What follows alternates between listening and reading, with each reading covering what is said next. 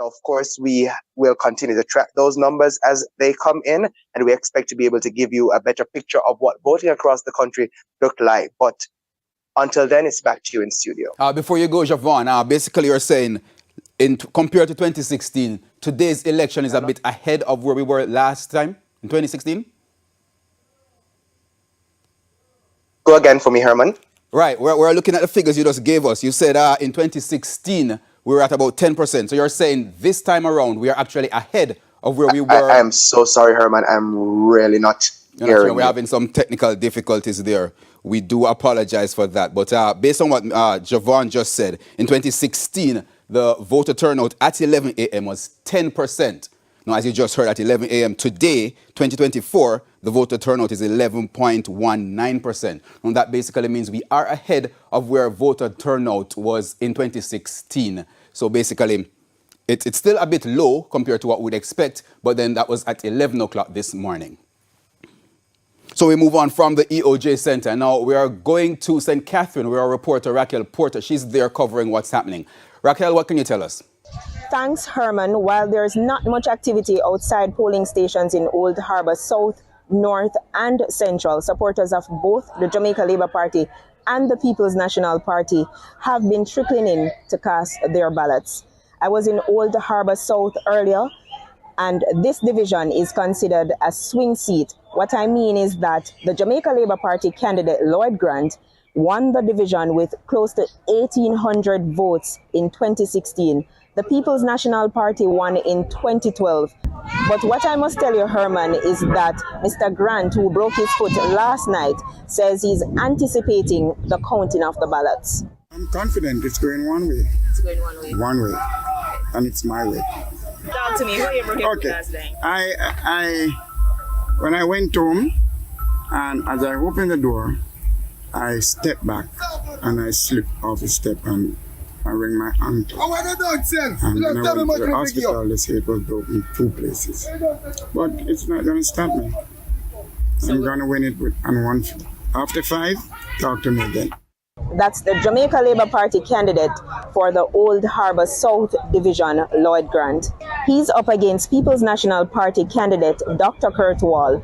Dr. Wall contested the 2020 general election and lost to Member of Parliament Everald Warmington. But one of the supporters, who gave her name as Ivy, said running for councillor is not a demotion for Dr. Wall. We from Thompson Pen there, all the way around here, encourage him to run for councillor. Not a demotion. No, nothing like that. It looks as if people, we know people going to say, but we tell them it don't matter. You got to go. You got to go. You got to go. Don't just sit back and wait again. General, we want you as a councillor. We want you. You know everything about Hulaba Bay growing up to school, every single thing. And you hear and you see what have been going on in this community. She said the Old Harbour Fishing Village is in a deplorable state. People's National Party supporter Ivy. I'll have further updates in subsequent newscasts. Back to you, Herman. All right, thank you very much, our reporter there, Raquel Porter. Now, we are covering from almost every parish across the country for this election. And we'll have more after this break. Of course, we're hearing about some developments in St. James, possibly some violence there. Our reporter Nakinsky Robinson, she's there. We'll give you all of that after the break.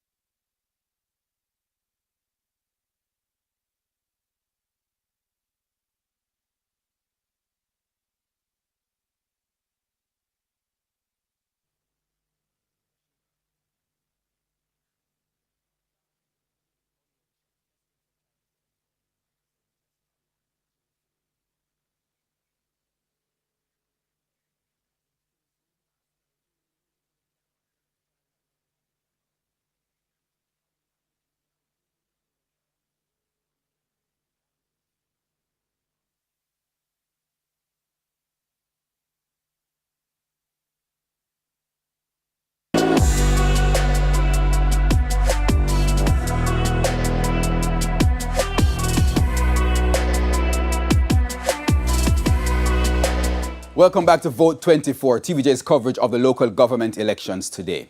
Now, before the break, we spoke with Javon Keys. He's at the Electoral Commission of Jamaica. He's back with us now because he now has an interview, an update with head of the EOJ, Glasspool Brown. Javon, what do you have for us?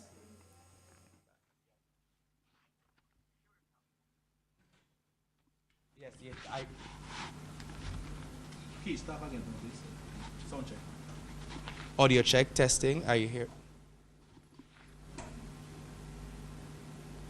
Oh, thank you so much, Herman. My apologies. So we are here with the Director of Elections, Glasspool Brown, and he is going to paint a picture for us of what's taking place today. Now, we understand, Mr. Brown, that 98% of the various polling stations opened on time, but we had about 2% that didn't. What caused that? Well, you're correct. 98% of our polling stations open on time. The 2% has some administrative error problems, but within 10 minutes, 7:20, 7:30, everything was up and running. And have you gotten any reports of any incidents on the ground, or is it smooth sailing? No, we have a few incidents, minor incidents, early in the morning. But in a short while ago, we heard of an incident in Montego Bay, in front of one of our polling stations in Flankers, where there was an incident between police and some other persons, and it impacted on the closure of that location, but it's not up and running. We intend to process everybody by 5 o'clock. Just to say, any person that is in the line at Flankers after 5 p.m., we will continue to operate those stations until everybody is allowed to cast their ballot. Now, you have today all the election day workers you have all the stations across the island set up. Are you also getting any reports from the Ombudsman side of things? Because we have now the Office of the Ombudsman, or the responsibilities of the Ombudsman rather, subsumed under your belt. Are you seeing those kinds of reports coming in? Well, the Ombudsman, as you rightly says, now under the responsibility of the Commission. Suffice to say, what we have operating now is the election center. What the election center does is pull a group of persons, major stakeholders, the police, the JDF, the church, NIA, CAFE, and a number of groups, the Broadcasting Commission. And we have been receiving some issues more so in terms of persons indicating that they're not too sure where their voting location is, and some issues about the speed at which the voting is taking place at some polling station. So those are the issues that we have been looking at since morning. All right, Mr. Brown. So finally, are you expecting to see many more voters coming out? Over the years, what have you seen as it relates to the flow of voters going into the polling stations? We anticipate a pickup in the afternoon. Certainly, at 11 this morning, it was 11% compared to 2016, which was 9%. So we anticipating that there will be a pickup in the afternoon. Now we are waiting to see what happens at 5 o'clock. Certainly, and we'll have more from you then. Thank you so much, Mr. Glasspool Brown, Director of Elections. So, you've heard it. Things have been going fairly smoothly throughout today with election, and of course, we're expecting to give you much more details as it relates to the 3 o'clock update for the percentage of voter turnout. But until then, it's back to you in studio, Herman. Thank you very much, Javon Keys, there at the ECJ. Now we go to Trelawny, where we got an update from our Gleaner colleague, Christopher Thomas. He's with the Western Bureau. Now, he told us that disgruntled former JLP supporters in the All-Side community in Waitabit, Trelawny, they pulled a dramatic about-turn in their political allegiance. They discarded their green outfits while protesting alleged disrespect from Desmond Smith. He's a JLP councillor candidate for the Lawrismer division, that's in Trelawny Southern. Now, these former party supporters, they gathered by the roadside dressed in orange or white outfits, defiantly waving orange flags, now in support of the People's National Party. Now, all this was only a few minutes' drive from the Waitabit Primary All-Age School, where mostly JLP supporters were gathered for today's local government election. Kevin Barnett, one of the dissenting residents, he stated that a lack of water and employment opportunities, those are some of the things that exacerbated the issue. Now, of course, Desmond Smith is contesting the Lawrismer division against the PMP's Gregory Clark. Again, the report is coming from our Gleaner's Western Bureau reporter, his name Christopher Thomas. All right, we take another break here on Vote 24. More reports from across the island when we return.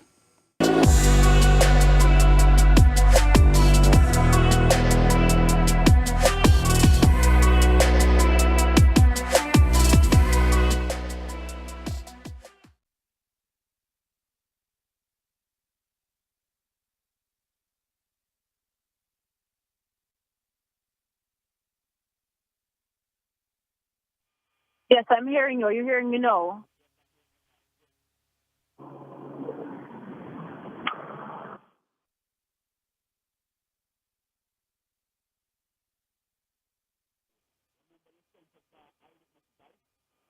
Mm-hmm. Could you repeat that for me, Herman? Mm-hmm.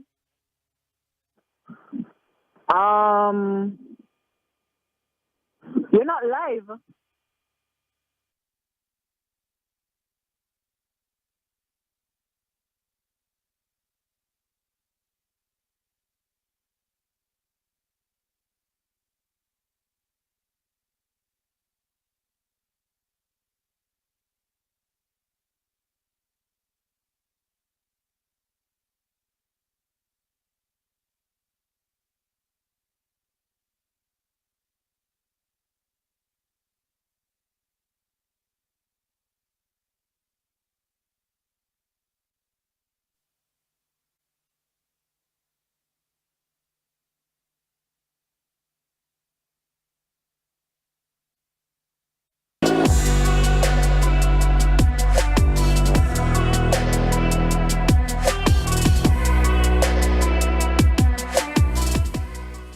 Welcome back to Vote 24, TVJ's coverage of the local government elections. Now we now go to St. James, where we are getting reports of at least one incident of violence. It stems from an altercation in Flanker. Our reporter Nakinski Robinson, she has been covering activities in that parish. She now joins us live on the phone. Nakinski, what can you tell us?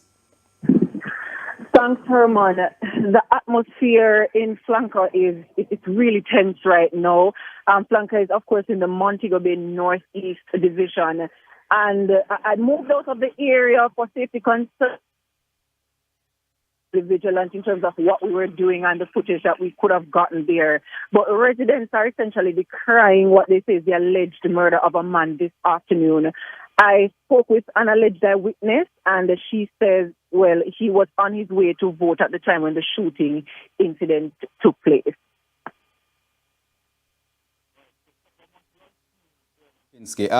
The military, police, they are on the scene. What have they been saying? What have they been doing? Well, several persons or several members of the Jamaica Constabulary Force and the Jamaica Defense Force, they were lined across the road which the incident happened on. That was on Kodak Drive. It's close to the Flanker Primary and Infant School, and that's where it's alleged that the victim was heading to cast his ballot. Members of the residents in the community say that he is a JLP supporter.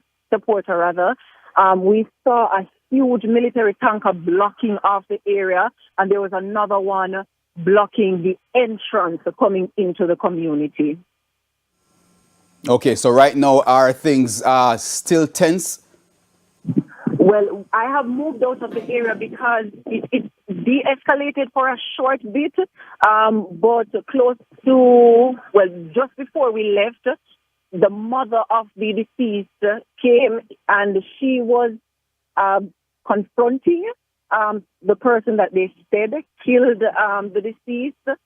So things got a bit heated up. You could hear residents chanting murderer to the person that they said, the officer that they said killed the victim. Okay, and you are in the parish, so you'll continue to monitor that and give us... we understand that you actually spoke with an eyewitness or somebody who could give you more information on the incident. Is that correct? Mm-hmm. Yes, I did.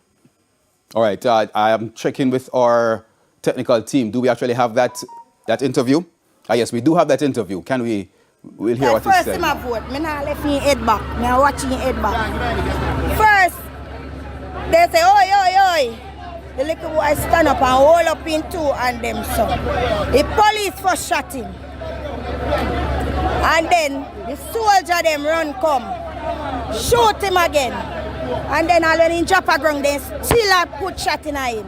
Where was he when all of this happened? Right over another yard there. Right, that's how you see light post.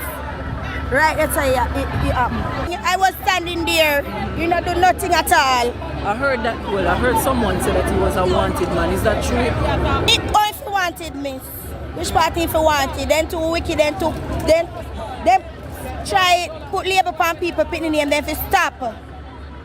How your mother feel now? If saying come vote. And this happen. All right, that interview there from somebody on the ground in Flanker, St. James, where, as you heard, somebody was actually shot. Reporter Nakinski Robinson, thank you so much.